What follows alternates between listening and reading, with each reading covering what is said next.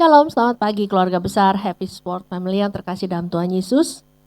Beberapa waktu yang lalu Bapak Gembala masih dalam temanya untuk tahun ini, pastikan Anda bersama Kristus, membahas tentang salah satu karakter Kristus yaitu ketaatannya, bukan saja kepada Bapa di surga, tetapi juga kepada Yusuf dan Maria selaku orang tua angkatnya. Bapak Gembala juga mengatakan kalau kita ingin bahagia dan panjang umur di bumi ini, maka menghormati orang tua adalah suatu keharusan yang setiap anak harus melakukannya dengan hormat dan tulus hati. Namun renungan hari ini bukan membahas tentang ketaatan terhadap orang tua, tapi ketaatan dalam hal lain. Karena itulah judul renungan pada pagi hari ini adalah obey versus disobey atau taat versus tidak taat.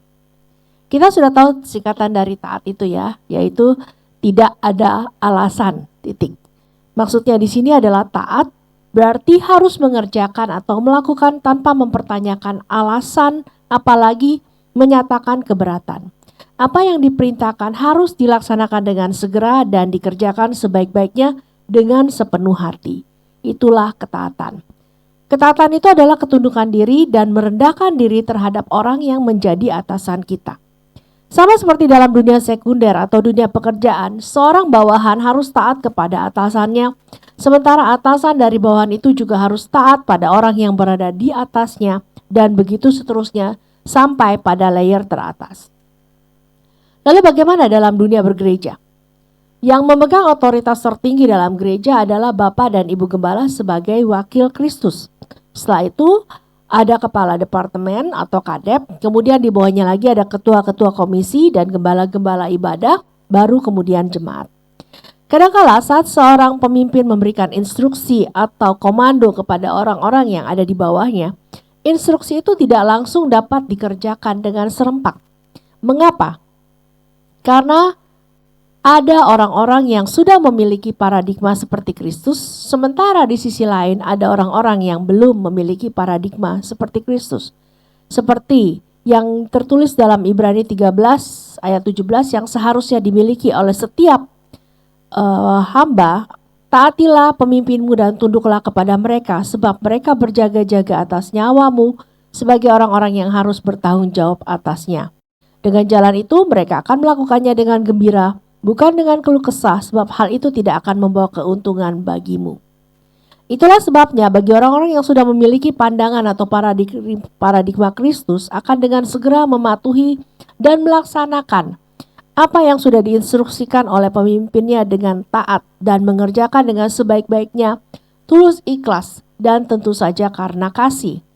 Tapi sayangnya seperti yang saya katakan tadi, masih ada orang-orang tertentu yang belum memiliki pandangan atau paradigma Kristus.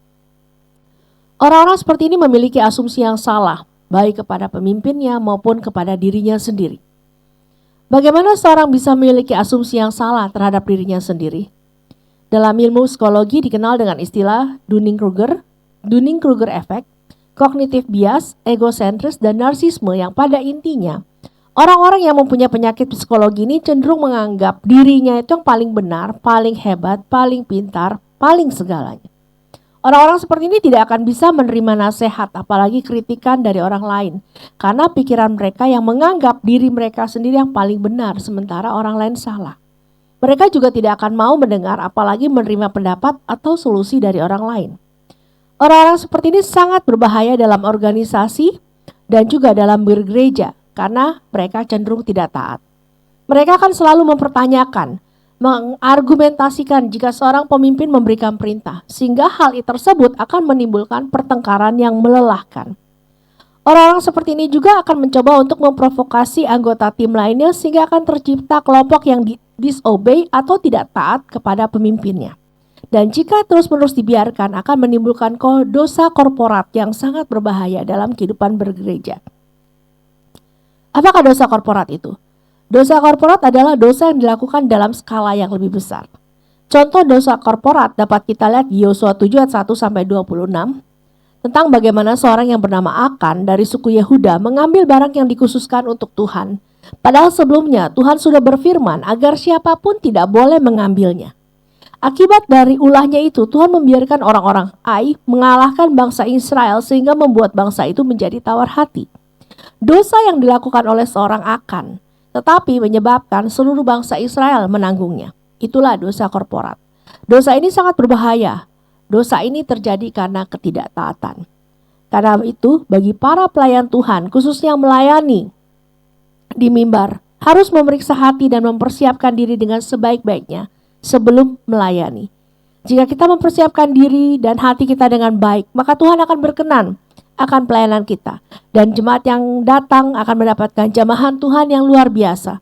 Mereka akan pulang dengan hati yang penuh sukacita dan damai sejahtera. Mereka akan pulang dengan membawa jawaban dari Tuhan. Mereka akan pulang dengan membawa kekuatan baru dari Tuhan. Mereka akan pulang dengan membawa kesembuhan. Semua itu dapat terjadi jika kita mempersiapkan diri kita dengan sebaik-baiknya sehingga Tuhan berkenan pada pelayanan kita.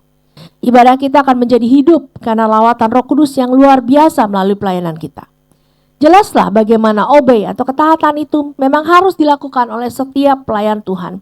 Karena apabila kita memang menyebut diri kita pelayan, maka memang sudah sepantasnya bila kita taat pada pemimpin kita. Kristus adalah pemimpin di atas segala pemimpin. Jika pada pemimpin kita yang kita lihat kita tidak taat, bagaimana kita bisa berkata kalau kita adalah pelayan yang taat pada Kristus, pemimpin di atas segala pemimpin? Jika kita tidak taat pada pemimpin yang kita lihat, bagaimana kita dapat mengatakan taat pada Kristus yang tidak kita lihat? Jadi, ketaatan itu adalah keharusan yang harus dimiliki tidak hanya oleh pelayan Tuhan, tapi juga jemaat. Mari kita berdoa. Tuhan, kami mengucap syukur untuk firman-Mu pada pagi hari ini sebelum kami melakukan segala aktivitas kami.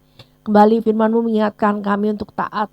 Tidak hanya kami harus taat kepada pemimpin kami di dalam dunia sekunder, tapi terlebih lagi Tuhan, kami harus taat kepada pemimpin kami juga di dalam kehidupan bergereja, berorganisasi. Ajar kami untuk menundukkan diri Tuhan. Ajar kami untuk belajar merendahkan diri kami. Ajar kami untuk taat dan tunduk kepada wewenang otoritas yang ada di atas kami. Agar saat kami bisa tunduk pada pemimpin kami, maka kami juga bisa tunduk terhadap Engkau, pemimpin di atas segala pemimpin. Terima kasih Tuhan, biar kiranya firman-Mu ini boleh merema di dalam hati setiap orang yang mendengar pada pagi hari ini. Di dalam nama Tuhan Yesus, kami berdoa dan mengucap syukur. Amin. Untuk menjadi taat, memang bukan sesuatu yang mudah dan butuh proses. Tapi jika dari hati kita ingin menjadi pelayan-pelayan Kristus yang taat, percayalah Roh Kudus akan menolong dan membentuk kita, sehingga kita boleh menjadi pelayan-pelayan yang taat dan setia. Selamat beraktivitas, Tuhan Yesus memberkati.